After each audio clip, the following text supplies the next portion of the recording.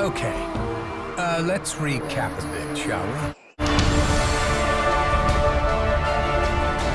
Everything else is the delusional fantasy.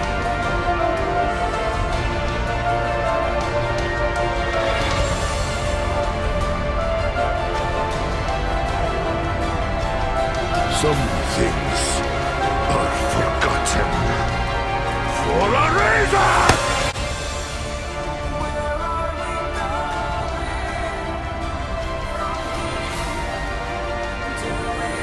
Fire!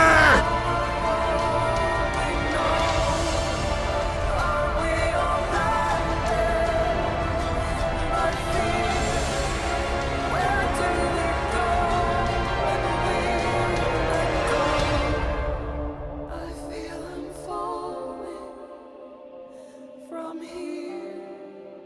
Don't let me go. Is it the calling we hear? How do we know? World at War was the first Call of Duty game to feature a zombie mode. It was added last minute after the developers were inspired by a burning soldier animation and added a new zombie mode for fun. The World at War maps were very small and simplistic, but that didn't take away from any of the enjoyment.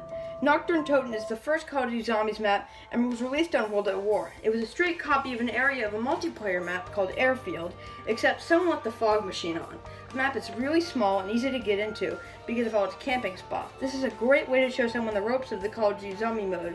It may be one of the scariest maps in Call of Zombie and stars the silent protagonist from almost all horror games who somehow never screams at the horrors that are happening right in front of him.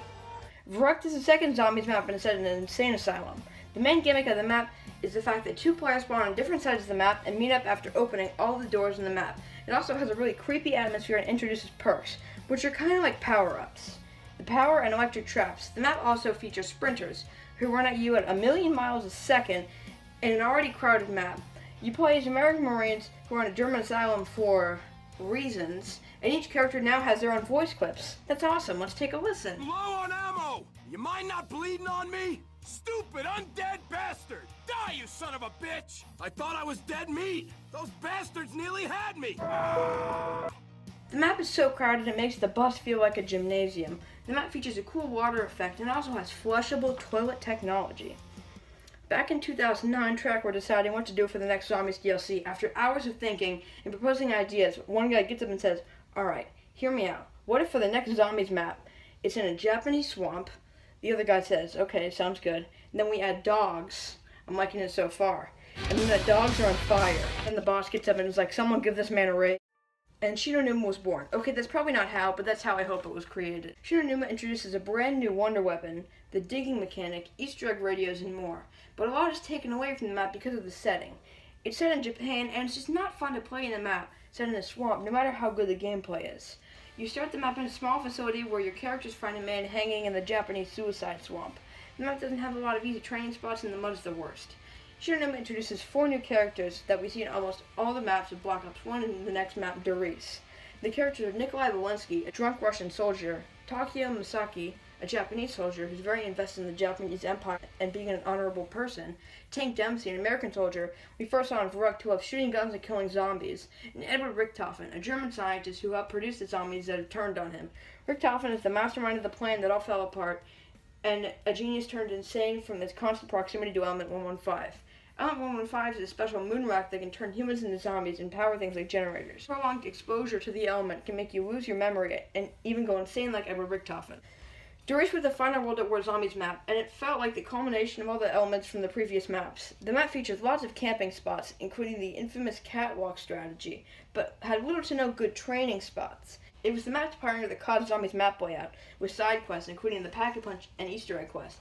The Pack-a-Punch is an upgrade system for your guns that can become essential for people who want to get to higher rounds. Doris has you open up the whole map and then open up areas that are sort of off of the rest of the map, then activate the teleporter in each of those 3 rooms. When you're trying to activate a teleporter, you have to run back to the teleporter in the spawn room to successfully activate it.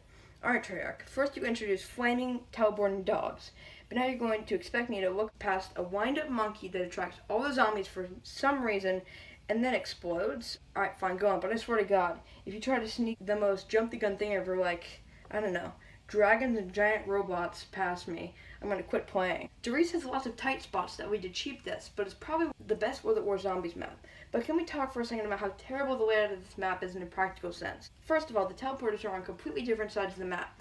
The scientists would have to run all the way to the other side to see if an experiment actually works. Also, the teleporters are just open for people to wander into and have the left side of their body teleported to the other side of the complex. Also, why the heck would you put a giant power switch that powers the whole facility in the courtyard for anyone to be able to switch on or off? Why not put it, anywhere else? Also, both the generator and power switch are outside for all the rain and snow to sink in and cause them to short circuit. Also, why isn't the clock facing towards the facility? World at War was the first Zombies game and was all about setting down the foundation for the mode. Adding on to the previous maps, the game had custom Zombies map support, which was a major plus. So I'm going to give all the World at War Zombies maps a 15 out of 20 total and a 3.75 out of 5 map average.